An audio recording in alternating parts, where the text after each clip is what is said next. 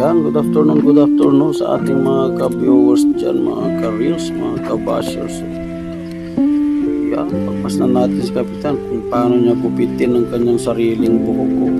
Ikaw, napakabilis ni Kapitan, ha? Sige, Kapitan. Wala na yatang pambayad dito si Kapitan sa barbero. Isang daan lang, Kapitan. Wala ka ng pambayad yata. Sige. Sige, Kap. Bilisan mong gupitin yung buhok mong mag-isa. Bahala ka sa buhay mo dyan, no? Yan. Sige. Bilisan mong gupitin mong maigi, Kapitan. Ano? Napakabilis. Oh. Kapitan, bilisan.